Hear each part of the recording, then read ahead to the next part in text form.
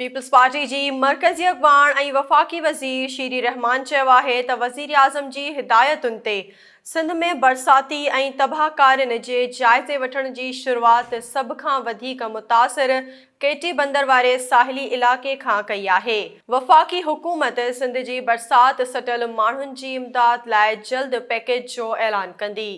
ठटे मां SS news जे reporter Tanveer ख़ासखेली मूजिबि वफ़ाक़ी वज़ीर शीरी रहमान बरसात मुतासिर ठटे ज़िले जे साहिली इलाइक़े केटी बंदर ऐं भरपासे जे मुतासिर इलाइक़नि जो दौरो करे जाइज़ो वठण बैदि नेवल बेस केटी बंदर में वफ़ाक़ी वज़ीर अमीन उल हक़ ऐं एमएनए खियलदास कोहिस्तानी सां गॾु सहाफ़ियुनि सां ॻाल्हाईंदे वधीक चयो त बलोचिस्तान खां पोइ सभ खां वधीक बरसाती तबाहकारियूं सिंध में थियूं आहिनि। हुन चयो त बरसाति सबबि घरनि, फसलुनि, रोड रस्तनि, पुलनि ऐं सिम नालनि जे नुक़सान तोड़े फ़ौत थियल माण्हुनि जी इमदाद लाइ वज़ीर आज़म खे सिफ़ारिश उमाणी वेंदी।